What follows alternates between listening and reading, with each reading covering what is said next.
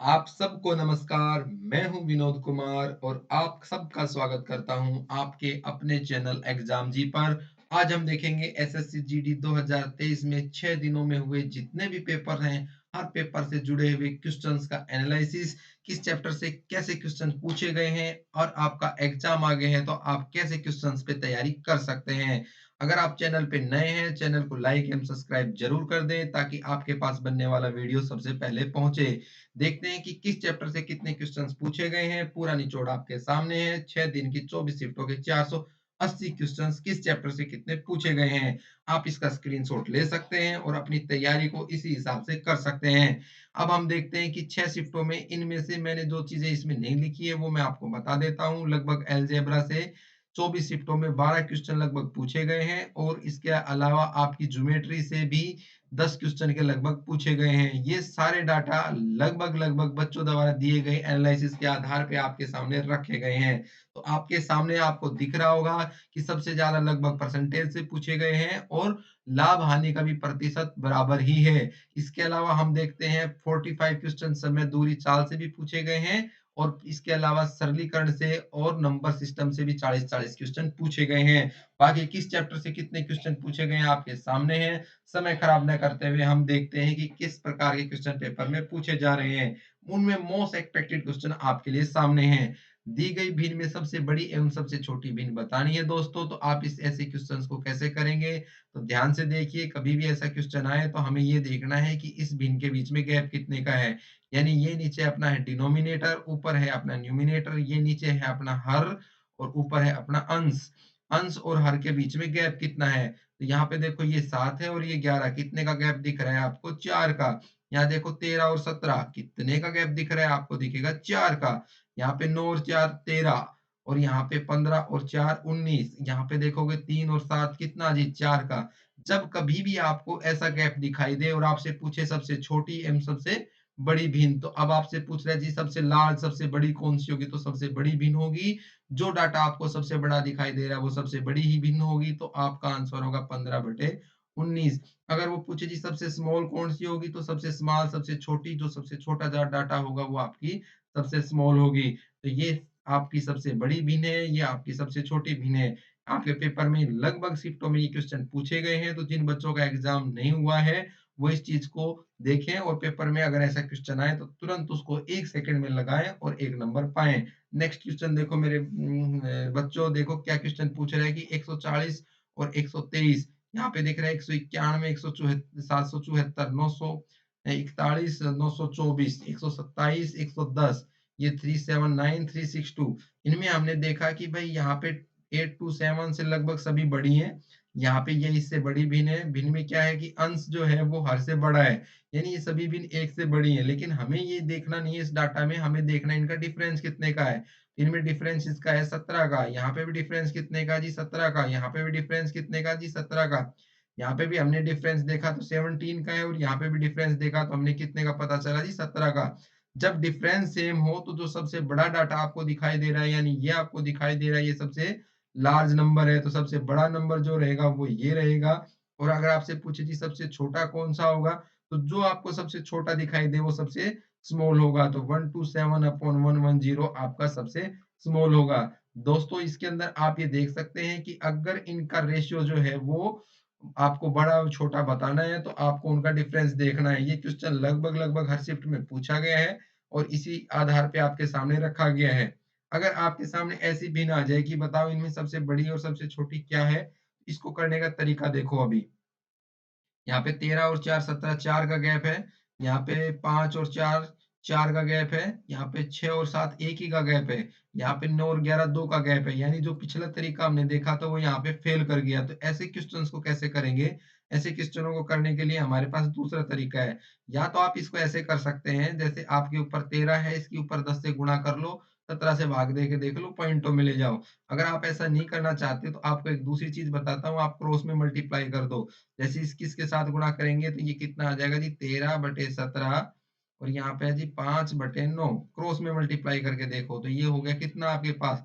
13 निम्मा कितना होता है? 13 निम्मा हो गया जी 117 17 और 17 पांजे कितना होता है जी 85। तो अब आपको अगर बताना है कि इसमें सबसे बड़ी भिन्न बतानी है तो आपको पता चल गया जी ये तो सबसे छोटी है यानी इससे छोटी भिन्न है तो ये आपका आंसर होगा नहीं। नेक्स्ट किसके साथ कंपेयर करके देखेंगे 13/17 की 6/7 के साथ। तो 13 सत्ते 91 और भाई 17 छिक्का कितना होगा 7 छिक 42 2 7 एकम 7 7 और 4 11। अब देखते हैं आपको यहाँ पे 112 दिखाई दिया तो जो बड़ा है नंबर वो आपका इसमें बड़ी भिन्न होगी। अब देखो 6/7 और 9/11 में आपको देखना है तो सीधा यहीं से देख लेंगे। 11 छिक 66 और 9 से 9 सत्ते 63। तो आपको यहाँ पे एक चीज दिखाई दी कि 6/7 जो है ना ये यहाँ पे क्या है बड़ा है। तो आप क्रॉस में मल्टीप्लाई करके और बड़ा एवं छोटा निकाल सकते हैं। मैं आपको फिर बता रहा हूँ जैसे आपको 3/4 और 5/6 के अंदर बड़ा एवं छोटा बताना है कि कौन सा नंबर बड़ा है कौन सा छोटा, तो आप क्रॉस में मल्टीप्लाई कर लो। तो यहाँ पे आपने देखो इसके साथ मल्टीप्लाई किया तो 6 तिया 18, इसके साथ मल्टीप्लाई करोगे तो 5 चौक 20। इन दोनों नंबर में जो आपके सामने ऊपर नंबर आए हैं इन दोनों नंबर में जो बड़ा नंबर है वो भिन्न बड़ी होगी और जो छोटा नंबर है वो भिन्न छोटी होगी। तो यहाँ पे ये भिन्न छोटी है और 5/6 जो है आपकी वो बड़ी है। तो इस कंसेप्ट को भी आप ध्यान रखेंगे, छोटी भिन्न होगी तो उसको आप ऐसे सोल्व कर सकते हैं। अगला क्वेश्चन है जी आपके सामने कि 3/5 6 5/6 और 6/11 का एलसीएम बताओ। प्यारे दोस्तों पेपरों में ये क्वेश्चन पूछा गया है तो इसलिए इस क्वेश्चन को मैंने जोड़ा है। जितने भी बच्चे जो हैं वो पेपर दे के आ रहे हैं या देने जाएंगे उनके लिए इंपॉर्टेंट चीज है एलसीएम। अगर आपको कभी भी निकालना हो फ्रैक्शन का यानी अटे बटे में आपको दे रखा और फ्रैक्शन निकालना है तो फ्रैक्शन क्या होता है एलसीएम ऑफ न्यूमिनेटर जो आपका ऊपर है यानी ऊपर की तरफ जो अंश दे रखा है उसका एलसीएम और जो नीचे जो चीजें दे रखी है उसका एचसीएफ ऑफ डिनोमिनेटर। तो अब एक बात बताओ ऊपर वाले का एलसीएम आप नहीं ले सकते, 3 5 और 6 का एलसीएम क्या होगा।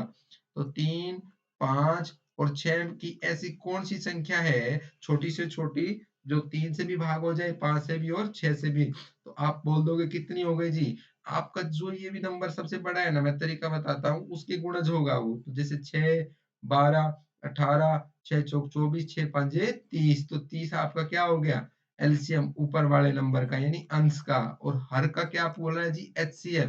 तो 5 6 और 11 नंबर कौन कौन से हैं जी 5 6 और 11। इन नंबरों का कौन सा बड़ा ऐसे बड़ा ऐसा नंबर जो तीनों को भाग कर दे। तो कोई ऐसा नंबर नहीं है यानी एक ही ऐसा नंबर जो तीनों को भाग कर सकता है। तो यहाँ पे कितना आ जाएगा जी 1। ऊपर कितना आया था आपका 30 तो 30/1 ये आपका क्या आ जाएगा जी एलसीएम। इस बात को ध्यान रखना कि आपको अगर फ्रैक्शन में एलसीएम निकालना है तो कैसे निकालोगे जो ऊपर के अंश है उनका तो एलसीएम लेंगे और जो नीचे वाला पोर्शन है उसका क्या लेंगे एचसीएफ लेंगे। चलिए नेक्स्ट क्वेश्चन हम देखते हैं। नेक्स्ट क्वेश्चन आपके सामने है स्क्रीन के ऊपर कि भाई आपको बताना है कि फाइंड द रिमाइंडर। इसका आपको रिमाइंडर बताना है भाग कि 127 की पावर 127 को 126 से भाग दोगे तो शेषफल क्या बचेगा। प्यारे बच्चों इसको अगर आपको सोल्व करना है तो ऐसे सोल्व करोगे। 127 को आप लिख सकते हो जी 126 जमा में 1 और इसकी पावर 127 और भाग आपको किससे देना है आपको भाग देना है 126 से। तो जब कभी भी आपके बीच में प्लस का साइन आ जाए ना तो आपको टेंशन लेना नहीं है, आप इसको सीधे सीधा ऐसे लिख सकते हो 1 और इसकी पावर 127 और 126 से 126 आप मानोगे कि जिसके अंदर भी होगा वो कट जाएगा। तो यहाँ पे आपका आंसर कितना आ जाएगा 1। जो शेषफल होगा वो आपके पास कितना होगा रिमाइंडर जितना जो भी होगा वो आपके पास कितना होगा 1 होगा। मैंने बताया कि भाई आपका 127 को 126 से भाग देना है तो आप इसको बोल सकते हो कि 126 जमा में 1 है यानी प्लस में 1। जब प्लस में 1 होगा तो कोई समस्या है ही नहीं, आपका रिमाइंडर हमेशा कितना होगा जी प्लस में 1 होगा। ये पेपर में पूछा गया क्वेश्चन है। अगला क्वेश्चन देखो भाई ये 126 की पावर 130 है, यहाँ पे 127 से भाग देना है तो 126 जो है ना इसको आप लिख सकते हो जी 127 माइनस में 1 ऐसे लिख सकते हो क्योंकि 127 से भाग देना है तो हमें यही नंबर बनाना है। यहाँ पे हम लिख सकते हैं जिसकी पावर 130। तो प्यारे बच्चों 127 जो है ना यहाँ पे 127 को आप देखोगे सामने भी 127 है तो 127 को भूल जाओ, जो इसके अलावा नंबर बचा है उसको उठा के देखो। तो यहाँ पे बचा है जी -1 और -1 की पावर कितनी है 130 और इसको भाग दोगे 127 से। एक चीज हमेशा ध्यान रखना कि कभी भी माइनस की पावर जब सम संख्या होगी ना, सम संख्या का मतलब एक ऐसा नंबर जो 2 से भाग हो जाए सम संख्या कहलाती है। तो अगर वो सम संख्या होगी तो आपका आंसर कितना आ जाएगा जी 1 आ जाएगा। 1 क्या होगा आपका शेषफल होगा यानी रिमाइंडर होगा। तो ये आपका आंसर है। अगला क्वेश्चन देखिए भाई, यहाँ पे 126 की पावर 127 और ये कितने की भाई भाग देना 127 से। इसको भी आप ऐसे लिख सकते हो 127 माइनस में 1 और इसकी पावर कितनी कर दोगे जी 127। अब देखो इसको भाग कितने से देना है 127 से। मैंने भी एक चीज समझाई आपको कि बाकी सब चीज भूल जाओ। आप ये देखो कि 127 से कम वाला कितना दिखा रहा है तो -1 और -1 की पावर क्या है आपकी 127। जब पावर विषम में होगी तो एक चीज हमेशा ध्यान रखना, ये माइनस में ही बचेगा। यानी पावर अगर सम में है तो शेषफल एक ही रहेगा, लेकिन विषम में है तो यहाँ पे शेषफल कितना बचेगा -1। और -1 शेषफल होता नहीं है मेरे भाई। -1 को आपको क्या आंसर करेंगे, नीचे वाले नंबर से घटा देंगे। तो 127 में से घटा के लिख देंगे, कितना आ जाएगा जी 126। ये आपका क्या हो जाएगा, रिमाइंडर हो जाएगा, शेषफल हो जाएगा। अब इस बात को दोबारा से एक बार मैं फिर बता रहा हूँ, ध्यान से समझ लेना। यहाँ पे 127 में से -1 किया और मैं कह रहा हूँ जी -1 की पावर कितनी होगी 127। ये एक विषम संख्या है। कैसी संख्या है, ओड नंबर। जब कभी भी ओड नंबर पावर में होगा तो वहां पे हमेशा -1 ही बचेगा। जब वहां पे -1 बचेगा तो शेषफल -1 ही होगा, लेकिन -1 शेषफल हो नहीं सकता है। तो इसलिए क्या होगा कि जो नीचे जिस संख्या से भाग दे रहे हैं उससे एक कम होगा। तो इतने से भाग दे रहे 127 से, 127 से एक कम करेंगे तो कितना आ जाएगा जी आपका 126। ये शेषफल होगा। अगला क्वेश्चन देखो प्यारे बच्चों, अगले क्वेश्चन में कह रहा है जी 67 की पावर 67 जमा में 67 है। कितने से भाग देना है जी 68 से। तो इसको क्या लिख सकते हो आप, इसको लिख सकते हो जी 68 माइनस में 1 और फिर इसकी पावर कितनी है जी 67 और प्लस में 67 और कितने से भाग देना है मेरे भाई, भाग देना है आपको 68 से।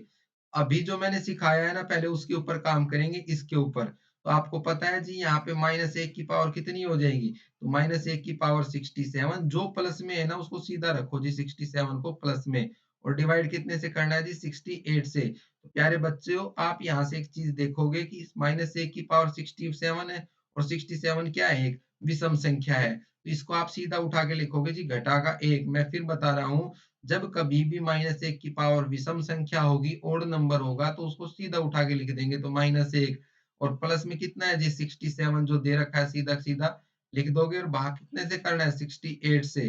तो भाई 67 माइनस में 1 कर दोगे कितना आ जाएगा जी 66 बटे में 68। तो प्यारे बच्चों ध्यान रखना कि ये नंबर जो है ना इस नंबर से क्या है बड़ा है, यानी अंश जो है हर से छोटा है। तो ये सीधा सीधा आपका क्या आ गया, शेषफल आ गया। तो आपका रिमाइंडर जो होगा वो कितना होगा 66। जिस भी बच्चे को समझ में नहीं आया वो ध्यान से समझ लो कि जब कभी भी -1 की पावर होगी यानी -1 की पावर विषम होगी तो -1 ही बचेगा। यहाँ पे -1 रखा है, प्लस में 67 किया है, भाग में जिससे भाग देना वो लिखेंगे।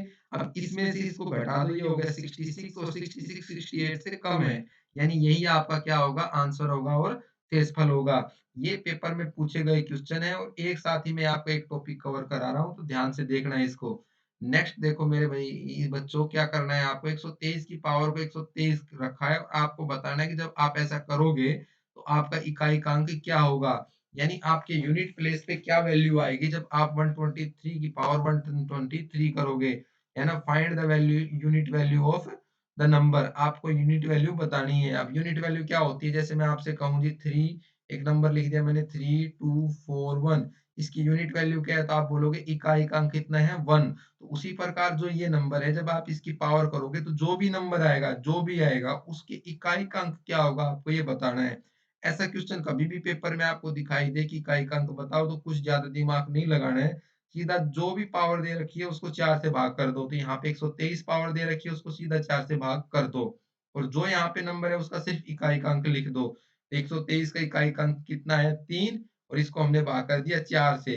तो प्यारे बच्चों जब इसको 4 से भाग करोगे तो 4 तिया 12, जो भी शेषफल बचे यहाँ पे, यानी मैं आपसे कह रहा हूँ कि जी आपको 123 को 4 से भाग करना है। 4 से भाग करोगे तो 4 तिया 12, नीचे उतारा 3, नहीं गया तो भाई ऊपर चढ़ा दी 0। तो जो भी शेषफल यहाँ पे बचता है, क्या बचता है, जो भी शेषफल बचता है उसको आपकी पावर रखना है, यानी जो भी रिमाइंडर आपका बचता है, शेषफल आपका बचता है, वो इसकी आप पावर कर दोगे।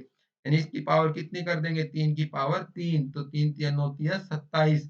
27 में इकाई का अंक क्या है 7, तो 7 आपका क्या हो जाएगा आंसर। तो आपको जो यूनिट वैल्यू बतानी थी, यूनिट प्लेस की वैल्यू, वो कितनी आ जाएगी आपकी 7 आ जाएगी। मैं फिर से बता रहा हूँ कि आपको करना क्या है कि जो ये नंबर आपको दिखाई दे रहा है, इसको आपको 4 से भाग देना है, जो शेषफल होगा वही आपको पावर में करना है।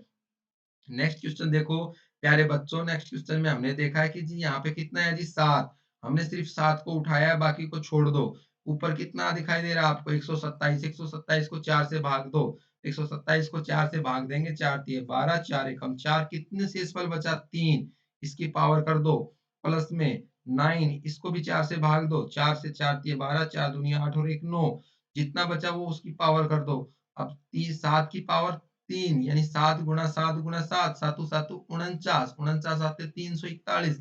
341 में अंक में कितना है 1 और प्लस में कितना कर देंगे 9, कितना आएगा 9 और 1 10। हमें प्यारे बच्चों केवल इकाई अंक बताना है। इकाई अंक कितना आ जाएगा आपका 0।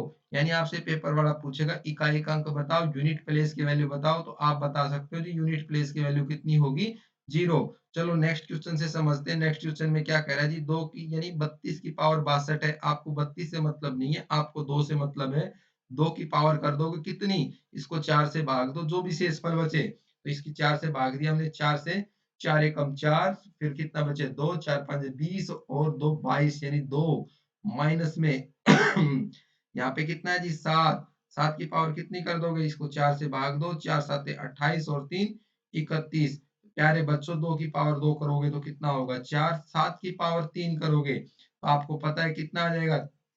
7 की पावर 3 कितना होता है, 7 7 49, 7 49 में भी सिर्फ आप पीछे के नंबर को याद रखोगे 9 9 7 63, कितना होगा 3। तो यहाँ पे 3 रखोगे और ये कितना आ जाएगा 4 माइनस 3 कितना आ जाएगा जी 1।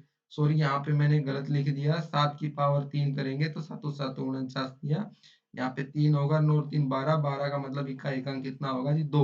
आपको सिर्फ ये ध्यान रखना है कि हमें लास्ट का अंक लेना है। जैसे मैं आपको बता देता हूँ, 7 की पावर 7 आप करोगे तो 49 आएगा है ना। 49 में हमें 4 भी अगर भूल जाएंगे ना तो कोई समस्या नहीं है, हमें लास्ट लास्ट वाले नंबर चाहिए। तो 9 7 63, हमें सिर्फ 3 3 चाहिए, बाकी की कोई जरूरत नहीं है। तो यहाँ पे इकाई का अंक कितना आ रहा है हमारा 2। तो प्यारे बच्चे आप इस तरीके का यूज करके आसानी से ऐसे क्वेश्चन को सोल्व कर सकते हैं। अब किसी बच्चे का डाउट अगर ये आ सकता है जी, मान लो आपने ये चीज तो बता दी, अगर हमारे पेपर में ये क्वेश्चन आ गया 333 की पावर 432, अब बताओ जी इसके अंदर इकाई अंक क्या होगा। तो जब कभी भी ऐसे आ जाए ना तो आपको सीधा सीधा इकाई अंक को उठा के ये रखना है, लेकिन जब इसको 4 से भाग देंगे तो 4 0 0, 4 8 32, यानी यहाँ पे क्या आ रहा है जी 0 आएगा। यहाँ पे हमारा शेषफल क्या आएगा 0। उस स्थिति में क्या करना है, जो 0 होता है ना उसको मान लिया करो आप 4। तो यानी यहाँ पे हम इसको लिखेंगे 3 की पावर 4। तो 3 की पावर 4 करेंगे तो 3 तिया 9, 9 9 तिया 27, 27 तिया 81 मतलब 1। ये आपका क्या आ जाएगा शेषफल।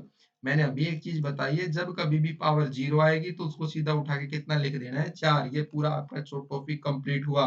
नेक्स्ट क्वेश्चन देखो, प्रतिशत से है। पेपर में हर सब्जेक्ट के हर पैटर्न के क्वेश्चंस पूछे जा रहे हैं। तो आपके इस पेपर में ये क्वेश्चन जो है ना सबसे ज्यादा पूछे जा रहा है वेन डायग्राम का। वेन डायग्राम बहुत इंपॉर्टेंट है और बहुत आसान है। जिन बच्चों का मैथ कमजोर है वो इस टॉपिक पे जरूर ध्यान दे।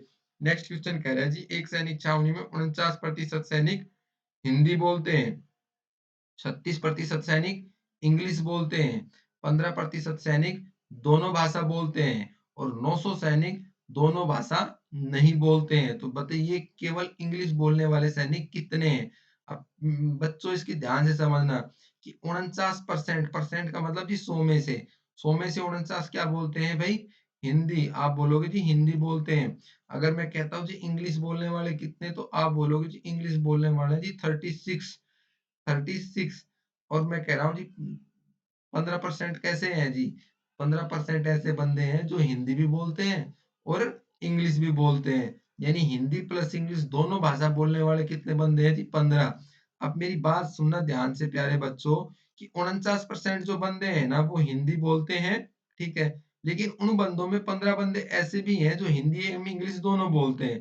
यानी 49 जो बने हैं वो किस प्रकार बने हैं, ये बने हैं जी आपके किसके अंदर क्या जोड़ने पर, ये जैसे मान लो अपने जी 24, 24 प्लस में 15, 24 प्लस में 5 29 10 39, ये हो गए जी 24 नहीं 34, 34 में प्लस में 15। यानी मैंने ये प्लस में 15 कौन से किए, यानी ये हिंदी तो बोलते ही हैं साथ में इंग्लिश भी बोलते हैं। जैसे नीचे वाले में हम देखेंगे जी 36 इंग्लिश के जो बंदे बने हैं ना, वो 36 कैसे बने हैं? तो जी 15 तो इसके अंदर है ही है। तो 36 में से 15 कम कर दो तो 36 में से 10 गए 26, 26 में से 5 गए कितने बचे भाई 21। अब इस बात को ध्यान से समझना, अगर आप इस चीज को समझ गए तो पूरा खेल समझ जाओगे। ध्यान से समझो कि देखो केवल हिंदी बोलने वाले हैं 34 और हिंदी और इंग्लिश दोनों बोलने वाले 15, यानी ये भी हिंदी तो बोलते ही हैं लेकिन केवल हिंदी नहीं बोलते। केवल इंग्लिश केवल ये बोलते हैं। ओनली इंग्लिश अगर वर्ड यूज करें तो केवल इंग्लिश 21 बोलते हैं और 15 इंग्लिश बोलते हैं लेकिन साथ में हिंदी भी बोलते हैं। यानी ये दो दो नंबर हैं, इनके अंदर ये नंबर क्या है? कॉमन है। तो अगर आपसे मैं कहूं कि भाई कितने बंदे हैं अपने जो हिंदी इंग्लिश और कोई भी भाषा बोलते हैं, तो आप मेरे से बोलोगे जी कितने? ये आपने सीधा जोड़ा जी, ये 5 और 3 और 2 5, 55 तो सीधे सीधे ये हो गए। और ये 15 को दो बार जोड़ा गया है, एक बार हिंदी में जोड़ा गया है, एक बार इंग्लिश में। तो केवल आप इसको एक ही बार जोड़ेंगे तो 55 और 15 कितना हो गया भाई? ये आपके आ गए जी 70%। यानी 70% क्या है जी? 70% ऐसे लोग हैं जो या तो हिंदी बोलते हैं, या तो हिंदी बोलते हैं, या इंग्लिश, या फिर दोनों। यानी 70% ऐसे लोग हैं जो हिंदी या तो इंग्लिश बोलते हैं, या हिंदी बोलते हैं, या फिर दोनों भाषाएं बोलते हैं। तो एक बात बताओ, मैंने अभी आपसे समझाया है कि जी परसेंटेज हमेशा 100 पे होती है।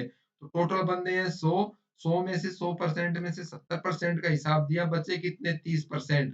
तो 30% ना तो हिंदी बोलते हैं और ना ही इंग्लिश। तो ना हिंदी और ना इंग्लिश बोलने वाले बंदे जो हैं वो 30% है, और 30% की वैल्यू कितने के बराबर दे रखी है? 30% की वैल्यू दे रखी है प्यारे बच्चों 900 के बराबर। 1% की वैल्यू निकालनी है तो 900 बटे में 30। तो यहाँ से इसको काट दिया हमने, ये आ गया जी 3 तिया 9, कितना आ गया जी 30।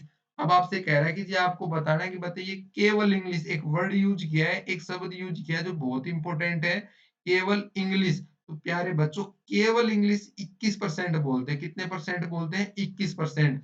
तो केवल, केवल वर्ड जो है ना ये बहुत इंपॉर्टेंट है, इसको ध्यान रखना, गलती यही होती है। केवल इंग्लिश बोलने वाले कितने हैं? तो केवल इंग्लिश बोलने वाले कितने आ गए आपके सामने? 21। तो एक की वैल्यू कितनी है? 30। 21 की वैल्यू कितनी आ जाएगी? 21 गुणा 30। 21 की 30 के साथ गुणा कर दो, आपका आंसर आ गया 21 तिया 63 और 0। कितने बंदे केवल इंग्लिश बोलते हैं? 630। यानी ये बंदे केवल इंग्लिश बोलते हैं, और इन दोनों का जोड़ जो है यानी 36% इंग्लिश बोलते हैं। आपसे पूछा जी केवल इंग्लिश, तो केवल इंग्लिश कितने आ गए जी? 630। अब प्यारे बच्चों नेक्स्ट क्वेश्चन पे देखते हैं। अब देखो एक ही चीज, एक ही क्वेश्चन जो है ना उससे दो क्वेश्चन बनाए गए हैं और पेपर में दो प्रकार से क्वेश्चन पूछा गया है। क्वेश्चन में दिया गया है कि एक शहर की जनसंख्या 3 वर्ष में 1000 से बढ़ के 1331 हो जाती है। ज्ञात करो शहर की जनसंख्या प्रतिवर्ष कितनी बढ़ती है। अगली ही बात में कहा गया है कि कोई धन 3 वर्ष में 1000 से बढ़कर 1331 हो जाता है। चक्रवृद्धि ब्याज की वार्षिक दर ज्ञात करो। तो प्यारो बच्चों जब कोई भी चीज या कोई भी धन लगातार बढ़ता है यानी सक्सेसिव इंक्रीज होता है। क्या बढ़ता है? लगातार बढ़ता है, लगातार बढ़ना, लगातार बढ़ना क्या कहलाता है जी? Successive increase, successive increase. जब सक्सेसिव इंक्रीज कहलाएगा यानी सक्सेसिव बढ़ेगा तो वो कहलाएगा आपका सीआई, चक्रवर्धी ब्याज। यानी ये दोनों चीजें जो है ना, आप इसको चक्रवर्धी ब्याज कह लो या लगातार बढ़ना कह लो। अब ऐसे क्वेश्चन जो है ना दोनों एक ही चीज है, बस एक में शहर की जनसंख्या कही गई है और एक में चक्रवर्धी ब्याज की गई है। तो ऐसे क्वेश्चनों में कुछ हमें करना नहीं है, हमें जो दो नंबर दिए उनको उठा के आमने सामने रख देना है। यहाँ पे देख रख दिया हमने 1000 और सामने लग दिया 1331।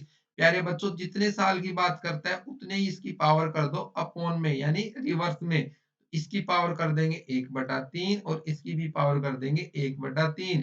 प्यारे बच्चों 1000 का घनमूल आपको निकालना है। 1000 का घनमूल किसका होता है भाई? 1000 का घनमूल हो गया जी 10 का, और यहाँ पे कितना आ गया जी 11 का। जिन बच्चों को शॉर्ट ट्रिक से घनमूल निकालना नहीं आता है उनको मैं अभी बता देता हूँ। ध्यान से समझना, आपको अगर घनमूल निकालना है तो ज्यादा कुछ करना नहीं है। जैसे 1331 का घनमूल आपको ज्ञात करना है तो आपको करना क्या है घनमूल निकालने के लिए कि लास्ट लास्ट के नंबर जो है ना उन 3 नंबरों को फिक्स कर लो। लास्ट के 3 नंबरों को आप फिक्स कर लो। तो लास्ट के 3 नंबर आपको दिखाई दिए, कितने हैं जी लास्ट के 3 नंबर? 331। 331 में यूनिट प्लेस पे देखो कितना नंबर है, तो आप बोलोगे जी यूनिट प्लेस पे 1 है। तो प्यारे बच्चों ध्यान रखना कि 1 का घन करते हैं तो 1 आता है, 2 का घन करते हैं तो 8 आता है, 3 का घन करते हैं तो 7 आता है, 4 का घन करते हैं तो 4 आता है, 5 का घन करते हैं तो 5 आता है, 6 का घन करते हैं तो 6 आता है, 7 का घन करते हैं तो कितना आता है, 3 आता है, 8 का घन करेंगे, 8 8 64, 8 चौक 32 और 9 का घन करेंगे, 9 नेम 81 निम्मा, तो यहाँ पे कितना आएगा 9, और 0 का घन करेंगे तो प्यारे बच्चों कितना आएगा 0। बस ये चीज आपको पता है तो आपका हो गया। तो आपका जो आंसर होगा ना वो दो पार्ट में आएगा, यानी आपका घनमूल कितने पार्ट में आएगा, दो पार्ट में। तो यहाँ पे पीछे वाले पार्ट में आप देखोगे जी जो यहाँ पे नंबर दिख रहा है वो कितने का घन करने पर आ रहा है, तो एक कितने का घन करने पे आता है, एक पे, तो आप लिख दोगे यहाँ पे एक। और आपसे पूछ रहा है जी आगे का नंबर कैसे आएगा, तो आगे जो भी बचा इसके अलावा यहाँ पे कितना बच रहा है, एक, तो एक कितने के घन के नियरेस्ट है, तो आप बोलोगे एक के घन के, तो आपका आगे कितना आ जाएगा एक, तो आपका आंसर कितना आ गया जी 11। चलो मैं आपसे अगला एक एक और आपसे करके दिखाता हूँ। आपके सामने एक नंबर और लिखता हूँ, आप भी करके देखिएगा। जैसे मैंने आपसे कहा जी एक नंबर लिख देता हूँ मैं, कितना हो गया जी 12167, है ना। इसका आप घन निकाल के बताओ कितना होगा। तो आप इसका घनमूल जब आप निकालोगे ना तो कुछ आपको समस्या नहीं है, आपको लास्ट के 3 नंबर फिक्स कर देने हैं। लास्ट के 3 नंबर फिक्स करने पे आपको देखना है जी लास्ट के 3 नंबर में यूनिट प्लेस पे क्या है। आंसर दो पार्ट में आएगा, यूनिट प्लेस पे कितना दिख रहा है 7। अब यूनिट प्लेस पे 7 किस पे आता है, तो आपको पता चल गया जी 3 पे आता है, तो पीछे का नंबर हो गया जी 3। अब देखो ये आगे वाला किस किस के घन के बीच में आ रहा है, घन के बीच में। दो का घन करोगे तो दो का घन कितना होता है जी, दो दूनी चार दूनी 8, और तीन का घन कितना होता है, तो तीन का घन होता है जी 27। यानी जो छोटे वाला घन है, यानी इन दोनों में से जो छोटा है, एक नंबर 27 12 से बड़ा है और 8 12 से छोटा है, तो जो छोटा नंबर है उसको उठा के यहाँ पे रख दोगे, ये आपका आंसर है। तो 23 जो है वो इसका क्या होगा, घनमूल होगा। 12,167 का घनमूल कितना होगा, 23। प्यारे बच्चों एक और मैं आपको बता देता हूँ, आप इसको आगे अपने ट्राई कर सकते हैं, जिन भी बच्चों को समस्या है वो पूछ सकते हैं। चलिए मैं आपके सामने एक नंबर और लिख देता हूँ। जैसे मैंने लिखा जी 1,48,877 का घनमूल बताओ क्या होगा। तो अगर आपको इसका घनमूल निकालना है, आपको कुछ नहीं करना है, अंतिम 3 नंबर फिक्स कर देना है। अंतिम 3 नंबर से दो पार्ट में आंसर आएगा। आपको देखना है कि जी अंतिम यूनिट प्लेस के ऊपर कौन सा नंबर है, यूनिट प्लेस के ऊपर है 7, और 7 किसका घन करने के ऊपर आता है, तो आपको पता है कि 3 का घन करने पर यूनिट प्लेस पे 7 की वैल्यू आती है। तो एक आपका आ गया 3। आगे जो भी बचा है, आगे आपका बच गया 148, ये किस किस के घन के बीच में है, तो आपको पता है प्यारे बच्चों 5 का घन कितना होता है 125, और 6 का कितना होता है 216। इन दोनों में जो छोटा है, यानी ये नंबर इन दोनों के बीच में आ रहा है, और इन दोनों में जो छोटा है वो उठा के कितने रख देंगे, आगे रख देंगे। इसी तरीके पे आप प्रैक्टिस करेंगे तो आपके ये क्वेश्चन हो जाएंगे। चलिए मैं अब आगे क्वेश्चन पे चलता हूँ। अगले क्वेश्चन में कह रहा है भाई प्यारे बच्चों कि एक विद्यार्थी को 40% अंक प्राप्त हुए और वो 55 अंक से फेल हो गया, जबकि दूसरे विद्यार्थी को 81% अंक प्राप्त हुए और वो जो पास होने के न्यूनतम अंक थे उससे 15 अंक अधिक लेके आया। तो बताइए परीक्षा में अधिकतम अंक कितने थे। तो आपको यहाँ पे दो चीजें बताई गई हैं कि एक जगह वो क्या कह रहा है जी 40% नंबर लेके आया और वो 55 नंबर से फेल हो गया। तो कितने नंबर से फेल हुआ, तो वो 55 नंबर से फेल हुआ। अगले में वो बंदा कितने परसेंट नंबर लेके आया, तो अगले में वो लेके आया जी 81% नंबर, और वो क्या हो गया जी यहाँ पे पास हो गया। और वो कितने नंबर से पास हो गया जी 15 नंबर से। तो जब कभी भी ऐसा क्वेश्चन आए तो आप ये देखोगे जी परसेंटेज डिफरेंस कितना हुआ, यानी पहले 40 लेके आया था, अभी 81 लेके आया, कितने परसेंट ज्यादा लेके आया, तो आप कहोगे जी 61, कितना परसेंट ज्यादा लेके आया जी 41%। और यहाँ पे देखो ये गैप कितने का हुआ, तो आप ये कहोगे जी 55 नंबर पहले पास मार्किंग से कम, यानी मान लो यहाँ पे वो पास हो रहा था तो उससे 55 नंबर कम थे, और यहाँ पे उससे क्या है 15 नंबर ज्यादा, तो इन दोनों नंबरों को हम जोड़ देंगे तो ये कितने हो गए जी 5 5 10, और 5 6 और 1 7, यानी आपकी 41 की जो वैल्यू है वो कितने के बराबर आ गई जी हमारी यहाँ पे 70 के बराबर। एक की वैल्यू हम निकालेंगे तो 1% की वैल्यू आ जाएगी जी 70 बटे में 41। और कोई भी मेरे प्यारे बच्चों ओरिजिनल वैल्यू होती है वो 100% होती है, 100% की आपको वैल्यू निकालनी है तो 100% की वैल्यू आपके पास आ जाएगी 70 बटे में 41 गुणा में 100, यानी आपका जो आंसर है वो कितना हो जाएगा मल्टीप्लाई बाय 100, आपका आंसर हो जाएगा 7000 बटे में 41। ये आपकी परीक्षा में क्या थे, अधिकतम अंक थे। अधिकतम अंक, अधिकतम अंक, प्यारे बच्चों इसके डाटा में कुछ गड़बड़ हुई है, लिखने में कुछ गड़बड़ हुई है, इसके कारण ये फ्रैक्शन में आ रहा है। आपके पेपर में इसका पूरा आंसर आएगा, ठीक है? वो कटेगा पिटेगा, वो पूरा कटे पिटेगा, लेकिन अपना यहाँ पे नहीं कट पिट रहा है। तो आप इसको सिर्फ तरीके को समझिए कि आपको इन दोनों का डिफरेंस लेना है। इन दोनों का डिफरेंस आया 41%। 41% की वैल्यू है जी 70 के बराबर, 1% की वैल्यू आ गई 70/41 के। और कोई भी चीज ओरिजिनल जो होती है ना वो 100% होती है। 100% की वैल्यू हमारे पास जो निकल के आएगी वो कितनी आएगी? 7000/41। अधिकतम अंक कितने हैं परीक्षा में? 7000/41। आप ऐसे इस क्वेश्चन को सोल्व करेंगे। चलिए प्यारे बच्चों नेक्स्ट क्वेश्चन देखते हैं। नेक्स्ट क्वेश्चन है कि कोई संख्या को अगर हम 493 से भाग दें, हमें नहीं पता कि कौन संख्या है। मान लो कोई भी संख्या है A B C D X Y Z, कोई भी संख्या है। अगर मैं उसको 493 से भाग दूंगा तो वहां पे शेषफल 73 बचेगा। ये आपका क्या बचेगा? शेषफल। अब वो पूछ रहा है पेपर वाला, यानी आपका एग्जामिनर आपसे पूछ रहा है, क्या पूछ रहा है कि भाई उसी संख्या को, यानी यही संख्या है, इसको अब की बार 493 से भागने देके कितने से भाग देना है? 29 से। यानी संख्या वही है और आपको बताना है कि जी शेषफल क्या बचेगा जब आपको किससे भाग देना है? जी 29 से। जब ऐसा क्वेश्चन आए तो जो भी आपको रिमाइंडर दिया गया है, यहाँ पे रिमाइंडर कितना दिया गया है? यहाँ पे शेषफल कितना दिया गया है? 73। सीधा आप 73 को 29 से भाग दे दो आप। तो 73 को 29 से भाग दोगे तो 29 दूनी 58। 58 और 5 63, और 63 और 10 73। तो जो भी बचेगा वो आपका क्या होगा? आंसर होगा, शेषफल होगा।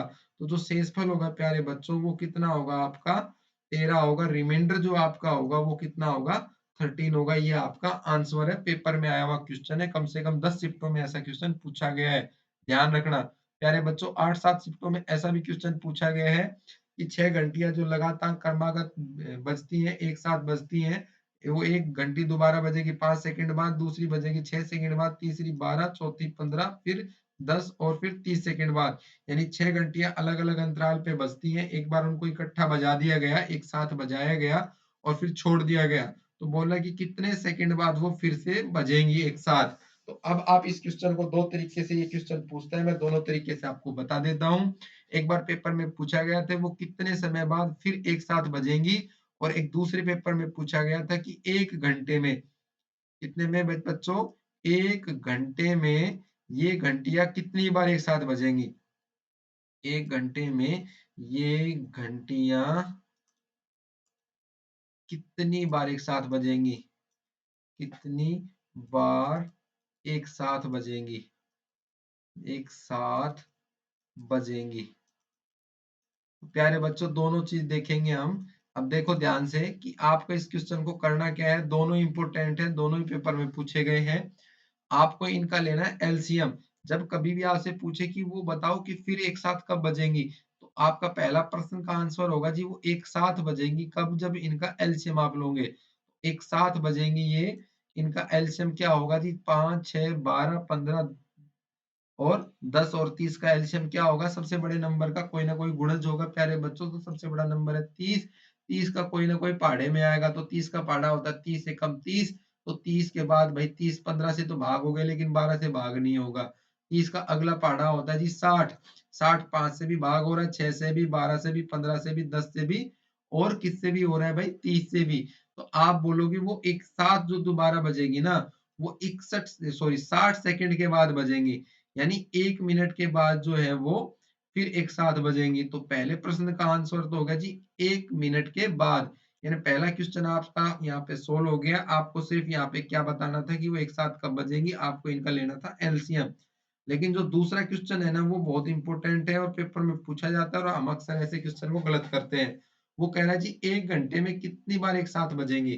तो एक बात बताओ, यहाँ पे एक साथ ये बज रही है हर मिनट में, तो एक घंटे में कितनी मिनट होती है? 60। तो आप लिखोगे जी 60 डिवाइडेड बाई 1, कितना आ गया जी? 60। आप लगाओगे जी 60 बार बजेंगी ये।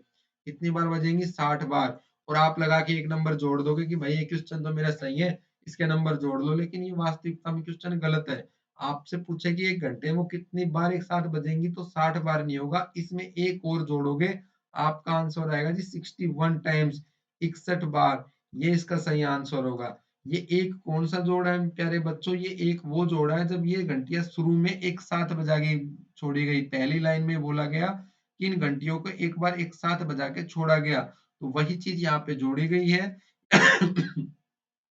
यानी आपका आंसर कितना होगा 61। तो आपको इस क्वेश्चन में इस चीज का ध्यान रखना है कि आपको जो समय दिया गया वो ऊपर लिख लेंगे, 60 मिनट डिवाइड कर देंगे भाई, ये जब एक साथ बज रही है जितने टाइम बाद वो, तो आपका आ गया 60 बार, और उसमें जोड़ देंगे एक शुरुआती बार वाला, तो शुरुआती बार वाला जोड़ेंगे तो कितने बार आ जाएगा 61 बार। ये लगभग बच्चे गलत करके आ रहे हैं, इसलिए मैंने इस क्वेश्चन को ऐड किया है। नेक्स्ट क्वेश्चन देखो भाई, एक संख्या संख्या 8, 12 और 10 का चतुर्थ अनुपात बताओ। प्यारे बच्चों, ये लगभग लगभग कम से कम 17-18 शिफ्टों में क्वेश्चन पूछा गया है। मैं फिर बता रहा हूँ, बहुत इंपॉर्टेंट क्वेश्चन है, इस क्वेश्चन को ध्यान से देखना। जो चीज बता रहा हूँ सिर्फ इस चीज को आप याद दिमाग में रखना, बाकी ये क्वेश्चन में कुछ नहीं है। देखो 4 अनुपात होते हैं, ये पहला अनुपात होगा, उसके नीचे दूसरा, तीसरा और चौथा। जो चीज दे रखी है उस चीज को उठा के रखना है और कुछ नहीं करना है। आपको बताना जी चौथा अनुपात, तो पहला अनुपात दे रखा है जी 8, फिर बटे में 12, बराबर है तीसरा अनुपात हमारे पास जी 10, 10 और चौथा अपने को पता करना है, तो यहाँ पे लिख देंगे जी फोर्थ अनुपात। अब हमें नहीं पता कितना है। अब देखो, अब हम इसकी क्रॉस में मल्टीप्लाई कर देंगे, क्रॉस में मल्टीप्लाई करोगे कितना आ जाएगा भाई हमारा यहाँ पे 12 गुणा में 10 बटे में 8, तो काट दो, 4 दूनी 8, 4 तिया 12, जीरो 2 से कट गया, कितने पे आ गया जी 15। तो 15 आपका कौन सा अनुपात आ गया जी फोर्थ अनुपात, चतुर्थ अनुपात कितना होगा आपका 15। प्यारे बच्चों, मैं जो कह रहा हूँ उस चीज को ध्यान से सुनना, ये ऊपर वाला पहला अनुपात, ये दूसरा, ये तीसरा और ये कौन सा होगा फोर्थ अनुपात। तो इसी चीज को आप ऐसे लिखेंगे और आप ऐसे सवाल को सोल्व करेंगे। नेक्स्ट क्वेश्चन देखिए। अच्छा, ये एक पेपर में क्वेश्चन पूछा गया था, उसमें रूट में वैल्यू दी गई थी कि भाई तीन संख्याएं दे रखी हैं, एक रूट 3, एक रूट 2, एक रूट 6, है ना। आपको बताना जी फोर्थ अनुपात यानी चतुर्थ अनुपात क्या होगा। चाहे रूट में दे रखी हो प्यारे बच्चों, किसी में भी दे रखी हो, आपको डरना नहीं है उससे, है ना। आपको तो सिर्फ जो चीज मैंने बताई है उस चीज को ऐसे उठा के रखना है। रूट 3 बटे रूट 2, ऊपर लिख देंगे रूट 6 और नीचे डिवाइड कर देंगे जी फोर्थ अनुपात अपने को पता करना है। फोर्थ अनुपात कितना आ जाएगा, क्रॉस में इनके आपस में गुणा कर दोगे, तो रूट 6 गुणा में रूट 2 और डिवाइडेड बाई रूट 3। तो प्यारे बच्चों ध्यान से देखना, ये कितना हो गया आपका रूट 6 गुणा रूट 2 बटे में रूट 3। तो रूट 6 को आप क्या लिख सकते हो, रूट 3 गुणा में रूट 2, रूट 2 गुणा में रूट 2 और डिवाइडेड बाय कितने से भाई रूट 3 से, तो रूट 3 से रूट 3 कट गया। प्यारे बच्चों रूट 2 यानी जो रूट 2 होता है ना, इसका मतलब होता है जी 2 की पावर 1/2 और प्लस में 2 की पावर 1/2। प्यारे बच्चों, जब कभी भी सॉरी गुणा में 2 की पावर 1/2, जब कभी भी दो पावर जो है ना सेम बेस के साथ जो गुणा की जाए तो वो जुड़ जाती है। तो इसका जो होगा, इसका मतलब होगा जी 2 की पावर 1/2 जमा 1/2, और 1/2 1/2 कितना होगा जी 2 की पावर 1, 2 की पावर 1 कितना होगा जी 2।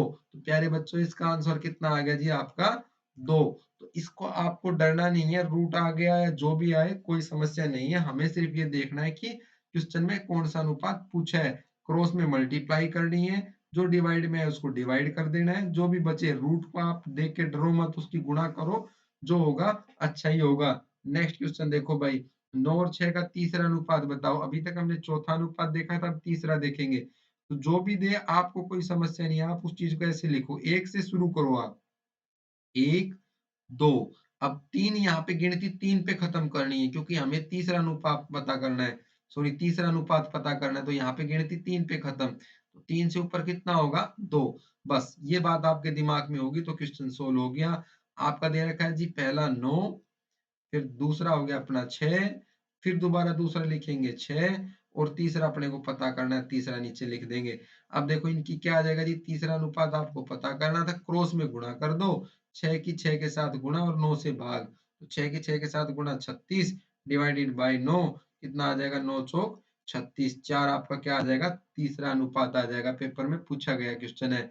अब कह रहा है जी मध्यानुपात, तो मध्यानुपात आपको बताना है, तो आप एक चीज ध्यान रखना कि जो मैंने ऊपर चीज बताई है ना उसी को उठा के यहाँ पे ऐसे कैसे लिखोगे, मध्य का मतलब बीच का, तो बीच का मतलब दो चीजें तो है ही अपने पास, ये पहला दूसरा, फिर दूसरा और तीसरा।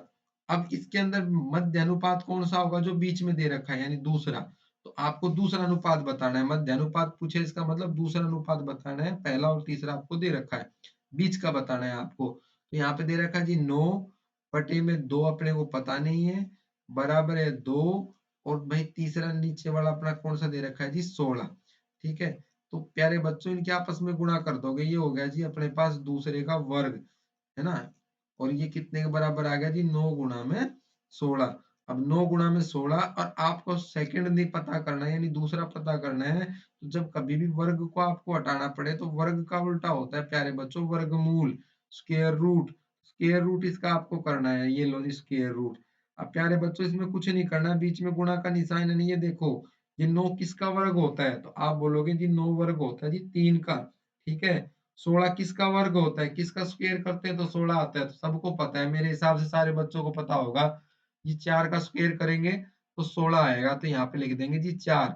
ये ऑटोमेटिक खत्म हो जाएगा, तो 4 तिया 12, ये आपका प्यारे बच्चों आंसर है। ये मैंने कहाँ से किया, मैं कह रहा हूँ जी 9 जो है ना, 9 किसका वर्ग है, तो आप बोलोगे जी 3 का, तो 3 यहाँ लिख दिया। 16 किसका वर्ग है, तो आप बोलोगे जी 4 का, 4 यहाँ लिख दिया। क्योंकि वर्गमूल जो होता है ना, वो किसी भी चीज की पावर कितनी होती है, 1/2, और उसकी अगर हम स्क्वायर से गुणा करेंगे तो कट जाएगी, 1 आ जाएगी। तो इसी तरीके से हमने ये चीज सोल्व की है। तो अब नेक्स्ट क्वेश्चन देखें। एक बेईमान दुकानदार अपने ग्राहक को वस्तु को लागत मूल्य पर बेचने की घोषणा करता है। प्यारे बच्चों बेईमान दुकानदार का लगभग जो है ना आधी शिफ्टों में क्वेश्चन पूछा गया है। बेईमान दुकानदार आपके सामने आते ही आपको करना क्या है, मैं आपको ज्यादा इसमें कंफ्यूज करूंगा नहीं। आपको दो डाटा मिलेंगे, 750 ग्राम, 500 ग्राम बाहर का उपयोग करता है, बताओ उसमें पूरे सौदे में लाभ कितना हुआ। तो इन दोनों डाटा में वो जितने बाहर का उपयोग करें, यहाँ पे कितने बाहर का उपयोग कर रहे हैं, तो आपको देखा है जी मोटा मोटी ये 500 ग्राम बाहर का उपयोग कर रहे हैं, तो उसको करेंगे जी बटे में। तो यहाँ पे करेंगे जी बटे में 500। मैंने फिर से बता रहा हूं कि दुकानदार जितने बाहर का उपयोग कर रहा है, यहाँ पे 500 का कर रहा है तो नीचे 500 लिखेंगे। और वो कह रहा है जी 750 ग्राम, यानी इन दोनों का अंतर। तो 750 माइनस में 500, 750 माइनस में 500 करोगे तो कितना आएगा आपके पास, 250। तो ये लिखोगे आप ऊपर, और परसेंटेज निकालनी तो गुणा करोगे 100 के साथ। जो भी आएगा वो आपका आंसर होगा जी 250 दूनी 500, और 2 से कट गया 50 पे, कितना आ गया जी आपका 50%। प्यारे बच्चों बेईमान दुकानदार का कोई भी सवाल हो, मैं फिर से बता रहा हूँ आपको, जो दुकानदार के साथ जिस चीज को जोड़ा गया 500 ग्राम बाहर का, तो वो आप नीचे रखोगे। ऊपर कौन सा लिखना है, इन दोनों का अंतर, यानी नीचे जिससे दुकानदार का संबंध है, ऊपर अंतर, और गुणा में 100 करेंगे तो आपका आंसर आ जाएगा। लगभग हर शिफ्ट में क्वेश्चन पूछा गया है। अगला क्वेश्चन प्यारे बच्चों ध्यान से देखना। एक व्यक्ति एक वस्तु पर 10% की छूट देकर 20% का लाभ कमाता है। वस्तु के क्रय मूल्य और अंकित मूल्य का अनुपात क्या है। तो इसका आप सिर्फ इतना ध्यान रखेंगे, जिनको मैथ नहीं आता ना, उनके लिए आज की मेनली क्लास है। जिनको मैथ नहीं आता वो बस आज की क्लास को 3-4 बार देख ले, तो उनके मैथ का पोर्शन जो है ना वो छूटेगा नहीं, और मैथ में अच्छे नंबर लेके आएंगे, सिलेक्शन पक्का है, ये मेरी वादा है, मेरी गारंटी है। मेरे से पढ़ा हुआ कोई भी बच्चा बेरोजगार अभी तक घूम नहीं रहा है। देखो ध्यान से, यहाँ पे कह रहा है कि एक व्यक्ति 10% छूट देके, तो जो सीपी होता है ना वो होता है जी 100 माइनस में डिस्काउंट। तो डिस्काउंट जो परसेंट दे रखा है ना प्यारे बच्चों, वो इसमें से घटा देना, और एमपी कर देना जी 100 प्लस में प्रॉफिट। जो प्यारे बच्चों जो लाभ दे रखा है ना वो इसमें जोड़ देना। तो यहाँ पे देखो, यहाँ पे 100 माइनस डिस्काउंट, तो 100 में से डिस्काउंट कितना घटा देंगे, 10, तो यहाँ पे आ जाएगा प्यारे बच्चों 90। और यहाँ पे जी कि 100 इसमें जोड़ देंगे, जो प्रॉफिट दे रखा है, लाभ दे रखा है वो। तो 100 जमा में 20 कितना आ गया जी 120। तो आपसे पूछ रहे क्रय मूल्य और अंकित मूल्य का अनुपात क्या होगा, तो प्यारे बच्चों काट दो, 30 से 30 दिया 90, और 30 से 30 चौका 120। यह आपका अनुपात आ गया, या आपका आंसर आ गया। तो आप इसे करोगे 100 माइनस डिस्काउंट और 100 प्लस में प्रॉफिट, ये हो जाएगा अंकित मूल्य और क्रय मूल्य का अनुपात। अगला क्वेश्चन देखो प्यारे बच्चों, अगले क्वेश्चन में आपसे कह रहा है कि एक बेलन की त्रिज्या को 150% बढ़ाया गया, ऊंचाई को 20% कम किया गया, आयतन में कितने प्रतिशत की वृद्धि हो। आप ये देखोगे कि आयतन की बात कर रहा है कि क्षेत्रफल की बात कर रहा है। तो जब कभी भी आयतन की बात आपके सामने की जाएगी तो आप उसमें हमेशा ध्यान रखोगे कि तीन चीजों का उपयोग होगा। कितने का उपयोग होगा, तीन का। अगर बेलन की बात करता है तो बेलन में 2 बार आपकी रेडियस होगी, और 2 बार आपकी रेडियस होगी, 1 बार आपकी ऊंचाई होगी। अगर आपकी शंकु की बात करता है तो शंकु में भी यही रहेगा, 2 बार रेडियस और 1 बार हाइट। अगर आपकी इसके अंदर गोले की बात करता है तो गोले में ऊंचाई होती नहीं है प्यारे बच्चों, तीनों की तीनों बार रेडियस रहेगी, और अगर आपकी अर्धगोले की बात करता है तो अर्धगोले में भी हमेशा की हमेशा क्या रहेगी, रेडियस। तो ये मेरी बात ध्यान से समझना, अगर आपको समझ नहीं आई है तो कोई समस्या नहीं है, मैं जो बता रहा हूँ सवाल समझा रहा हूँ उसको समझो। सवाल में कह रहा है कि 150% त्रिज्या बढ़ गई। आपको ऐसा सवाल दिखते ही सबसे पहले प्रतिशत खत्म करनी है, और प्रतिशत खत्म करने के लिए 100 से भाग करना है। 150 को 100 से भाग करो, 50 से 50 दूनी 100, 50 या 150, यह आ जाएगा 3/2। दूसरा प्रतिशत दे रखा है जी 20%, तो 20% खत्म करने के लिए जी यहाँ पे लिखोगे जी 100, 20 पंजे 100, 1/5। प्यारे बच्चों ध्यान से देखो, यहाँ पे जो था ना वो पहले था, ओरिजिनल पहले, और ये अब बाद में हो गया, यानी ये बढ़ा या घटा जो भी कहा वो, बढ़ा या घटा, इसमें बढ़ा दी गई है तो ये बढ़ी हुई वैल्यू है, इसमें घटा दी गई ये पहले की बात है, और ये अंश जो होगा ये बढ़ाया या कम किया तो ये कम किया है, ये क्या हो गई जी कम। यानी अब मैं आपसे कह रहा हूं देखो, त्रिज्या यानी रेडियस को क्या कह रहा है जी, वो बढ़ा रहा है। पहले कितनी थी, 2, 2 पे कितनी बढ़ा दी, 3, तो पहले आपकी थी जी रेडियस 2, अब बढ़ा के कितनी होगी, 2 पे 3 कितनी बढ़ा दी, 5। पहले 2 थी, 3 बढ़ा दोगे तो कितनी हो जाएगी, 5। प्यारे बच्चों अगर बेलन है, शंकु है, तो उसके अंदर रेडियस को 2 बार वैसे के वैसे लिख दोगे, ये लो यहाँ पे 2 से 5, ठीक है। अब कह रहा है कि जी उसकी ऊंचाई में 20% की कमी कर दी, तो 5 पे 1 की कमी कर दो। यहाँ पे ऊपर जो दिखा रहा है ना वो कमी है, तो 5 पे 1 की कमी करोगे तो प्यारे बच्चों 5 में से 1 कम कर दोगे तो कितना लिखोगे, 4।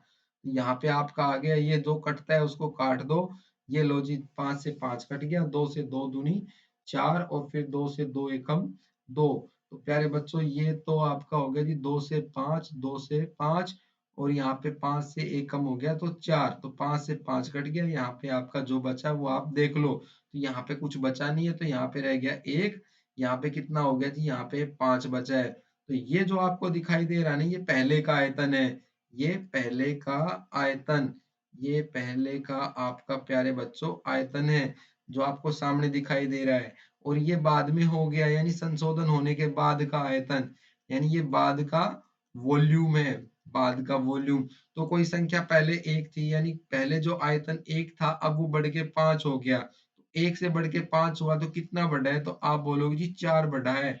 और बढ़ाई घटाई जो भी कुछ होगा, यानी कम ज्यादा जो भी कुछ होगा वो ओरिजिनल नंबर पे होता है, मूल संख्या पे होती है, वास्तविक पे होती है, और पहले की पे होती है। तो पहले कितनी थी, 1, तो यहाँ पे कितने पे बढ़ी घटी है, 1 पे। और प्यारे बच्चों प्रतिशत कभी भी लगाना पड़े आपको हमेशा 100 से गुणा कर देना, कितने परसेंट बढ़ गया है जी, 400%। तो जो 400% आपको दिखाई दे रहा है वो आपका क्या होगा, आंसर होगा। चलो अभी नेक्स्ट क्वेश्चन पे चलते हैं, ध्यान से देखना।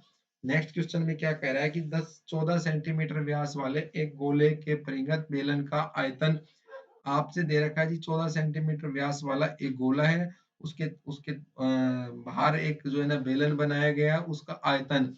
तो प्यारे बच्चों आज की क्लास जो मैं बता रहा हूँ वो उन बच्चों के लिए मेनली है जिनको मैथ नहीं आता।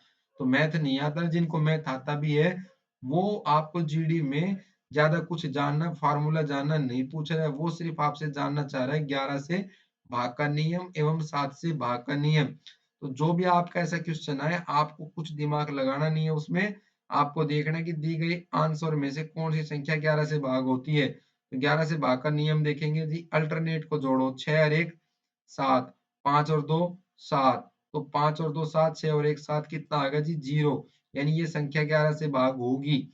ये देखो 5 और 2 7, और 8 और 1 9, ये दो बचा, ये 11 से भाग नहीं होगी। ये देखो 5 और 2 7, 5 और 1 6, 7 माइनस 6, ये कितना आया 1, ये भी 11 से भाग नहीं होगी। ये देखो 5 और 2 7, और ये कितना हो जी 7 और 1 8, ये भी आपका जो है ना 7 और माइनस 8, ये भी 11 से भाग नहीं होगी। तो आपका आंसर इसमें एक ही बचा, वो कितना बचा, ये 21 56, ये इसका क्या होगा प्यारे बच्चों, आंसर होगा। ये आप लगा दोगे मात्र 3 सेकंड में। 11 से भाग का नियम आपको पता होना चाहिए, बाकी आपकी कोई समस्या नहीं है। आपको अल्टरनेट यानी एक छोड़ के एक नंबर को जोड़ दिया और एक छोड़ के एक नंबर को घटा दिया, इनका अंतर जो है या तो 0 होगा या 11 का कोई गुणज, यानी 11 22 जो भी हो, अगर ऐसा आता है तो वो संख्या 11 से भाग होगी। इसमें एक ही ऑप्शन ऐसा था, तो ये आपका आंसर हो गया। मान लो इसमें दो ऑप्शन ऐसे हो जाते, मान लो आपके पास में 2 ऑप्शन ऐसे आ गए जो 11 से भाग होते हैं। मान लो ये आपके पेपर में एक ऑप्शन और हो गया जो 11 से भाग हो रहा है, तो उस स्थिति में आप क्या करोगे, 7 से भी भाग करके देख लोगे। इस नंबर को 7 से भाग करके देखो, 7 या 21, 7 8 56, यानी ये नंबर 11 से भी भाग हो रहा है और 7 से भी भाग हो रहा है, यानी दोनों चीजों पे फिट बैठ रहा था, ये आपका आंसर हो गया। अगले को 7 से भाग करके देखो, 7 चौक 28, 28 और भाई कितना हो गया, 28 6 34, 7 8 56, 7 3 63, ये 7 से भाग नहीं हो रहा है। यानी जब कभी भी आपके एग्जाम में ऐसा फंस जाए कि वो 11 से भाग होने वाले दो नंबर फंस रहे हैं, तो वहां पे आप 7 का नियम भी लगा सकते हो, यानी 11 एवं 7 दोनों से भाग होना चाहिए, वो आपका आंसर होगा। आपको सवाल का नंबर तुरंत मिल जाएगा। नेक्स्ट क्वेश्चन देखो प्यारे बच्चों, नेक्स्ट क्वेश्चन में कह रहा है कि आपको बताना है कि इफ किसी संख्या को 16 सही 2/3% जोड़ने पर कितनी प्राप्त होती है जी, 4956। तो मूल संख्या ज्ञात करनी है। आपके सामने दे रखा है कि भाई एक संख्या में उस संख्या का इतना परसेंट। प्यारे बच्चों, ये डाटा थोड़ा सा फ्रैक्शन में लिया है, कोई समस्या नहीं है, आपको सिर्फ प्रतिशत खत्म करनी है। प्रतिशत खत्म करो, 16 3 48 और 2 50, 50/3। प्रतिशत हटाने के लिए हमेशा 100 से भाग, कितना आ जाएगा जी, 50 दूनी 100, ये आ गया जी आपका 1/6। तो जो नीचे आपको दिखाई दे रहा है ये ओरिजिनल नंबर है, और ऊपर जो दिखाई दे रहा है वो क्या है, जोड़ घटा जो भी बोल रहा है। तो यहाँ पे ये कह रहा है जी जोड़ा गया है, ये जोड़ा गया है। क्या कह रहा है कि उसको 16 सही किसी नंबर में उसी नंबर का 16 सही 2/3 जोड़ने पर ये संख्या प्राप्त होती है। तो मूल संख्या ज्ञात करो। तो भाई ये जो नंबर है ना, ये मूल नंबर है, नीचे जो नंबर है ना, ये इसका क्या है, मूल संख्या है, ओरिजिनल नंबर है। तो किसी संख्या में मान लो मैं कह रहा हूँ जी 6 संख्या थी, उसमें ये जोड़ दो, ये जोड़ा कितना, एक, यानी ये कितना हो गया जी, 6 और 1 7। तो प्यारे बच्चों 7 यूनिट जो है ना, इसकी वैल्यू आपको दे रखी है सामने। इस 7 यूनिट की वैल्यू कितनी दे रखी है क्वेश्चन वाले ने, 4956, 4956, 4956। आपको बताना है क्या, मूल नंबर। मूल नंबर की वैल्यू कितनी, मतलब 6 की वैल्यू। तो 7 की वैल्यू प्यारे बच्चों ये है, एक यूनिट की वैल्यू निकालेंगे तो डिवाइडेड बाय 7, और हमें 6 यूनिट की वैल्यू निकालनी है तो जी 6 से गुणा कर देंगे। तो 7 से काट दो, 7 7 49, फिर भाई नहीं जाता तो 0, 7 8 56, इसकी गुणा कर दो 6 के साथ, 8 6 48 और 7 6 42। ये आपका आंसर है। आपको समझ नहीं आया तो आप इस चीज में सिर्फ इतना ही समझो कि नीचे हमेशा ओरिजिनल नंबर होता है और ऊपर जो भी उस नंबर के साथ संशोधन करना है वो लिखा जाता है। आज की क्लास में हम वही चीजें देख रहे हैं जो पेपर में पूछी जा रही हैं। नेक्स्ट क्वेश्चन ध्यान ध्यान से देखना प्यारे बच्चों, जो पीछे क्वेश्चन करवाया गया है उसी जैसा ही है, बस इसमें थोड़ा सा फ्रैक्शन को डराने के लिए बढ़ा लिया है। आपको डरना नहीं है, बस ध्यान रखना कि किसी नंबर में 36 जोड़ने पर वह अपने आप की इतने परसेंट हो जाती है। तो अपने आप कोई भी संख्या जो होती है ना, वो 100% होती है, अपने आप की है ना 100%। प्लस में कितना जोड़ा गया है प्यारे बच्चों, 44 सही 4/9%। प्यारे बच्चों 44 सही 4/9% है ना, इसको मैं ऐसे भी लिख सकता हूँ, 4 11 सही 1/9%। प्यारे बच्चों जो आपको ऊपर दिखाई दिया ना, यानी अंश में से और इसमें से एक चीज कॉमन आ सकती है। तो यहाँ पे देखो 11 से 1/9% क्या प्रतिशत खत्म करोगे तो प्यारे बच्चों कितना होगा, आप बोलोगे जी 1/9। ये कितना आ गया जी, 4/9। यानी जो इतना बड़ा नंबर आपको दिखाई दे रहा था, इस चीज को मैं लिख सकता हूँ जी 1 सही 4/9। अब एक सीधी सी बात है कि यहाँ पे जो एक लिया गया है ना, ये ओरिजिनल नंबर तो था ही पहले, यानी ये इसमें से एक्स्ट्रा है, तो इसको खत्म कर दो, इसको मत लिखो, लिखना चाहो तो भी लिख दो, ना लिखना चाहो तो भी कोई समस्या नहीं है। यहाँ पे देखो जो ऊपर दिखाई दे रहा है वो आपका जो भी किया गया है वही है, यानी कोई चीज नो थी, नो में ये चीज जोड़ी गई है, और इस चीज जो जोड़ी गई है इसकी वैल्यू 36 दे रखी है, यानी 4 यूनिट की वैल्यू जो दे रखी है वो कितने के बराबर दे रखी है प्यारे बच्चों, 36 के बराबर दे रखी है क्वेश्चन में। एक यूनिट की वैल्यू मैं आपसे पूछूं तो आप बोलोगे जी 36 बटे में 4, 4 नीम 36। वो पूछ रहे हैं जी आपको बताना है कि संख्या याद करो, तो संख्या ये है प्यारे बच्चों ये। तो 9 की वैल्यू आपको बतानी है, एक की वैल्यू 9 है तो 9 की वैल्यू कितनी हो जाएगी, 81। ये आपका आंसर है। ये मैंने सिर्फ आपको एक ट्रेलर दिखाया है कि आप इतनी बड़ी जो चीजें हैं, इतना बड़ा जो फंडा है, इतनी बड़ी जो चीजें हैं उसको कैसे आप सिंपली लिख सकते हो। वो आपको देखना है कि आप इसको कैसे लिख सकते हो। इसको हम सीधा लिख सकते हैं 1 सही 4/9। 1 को हम भूल जाएँगे, इसलिए भूल जाएँगे क्योंकि कोई भी नंबर जो होता है ना वो 100% होता है, उसका यहाँ पे कोई रोल नहीं है। हम मूल फ्रैक्शन जो देखेंगे वो ये है कि कोई मान लेते हैं जी ये था नंबर और उसमें ये जोड़ा गया और वो जोड़ने वाला क्वेश्चन वाला कितना कह रहा है, कितना जोड़ा गया? तो 36 जोड़ा गया, तो 4 की वैल्यू 36 है, 1 की वैल्यू हमारे पास कितनी आई? 9 और 9 की वैल्यू हमें पता करनी थी, तो 9 की वैल्यू कितनी आ जाएगी प्यारे बच्चों? 81। आज की क्लास आपको कैसी लगी? लाइक एंड कमेंट करके ज़रूर बताएँ। आगे आने वाली क्लासों के लिए आप चैनल को लाइक एंड सब्सक्राइब ज़रूर कर दें, ताकि आपके पास सबसे पहले वीडियो पहुँच जाए। जो भी क्वेश्चन एसएससी द्वारा जीडी में पूछे गए हैं, हर क्वेश्चन को हम इसमें जोड़ रहे हैं। पीछे की जो भी क्लासें हैं, 3 क्लासें इसी के ऊपर हो चुकी हैं, उन क्लासों को आप जाके प्लेलिस्ट में ज़रूर देखें। हर क्लास से आपको पता चल जाएगा कि एग्ज़ाम कैसा हो रहा है और उन्हीं क्लासों को आप करके आप अपना पेपर दे के आएँ, आपको 100% रिज़ल्ट मिलेगा।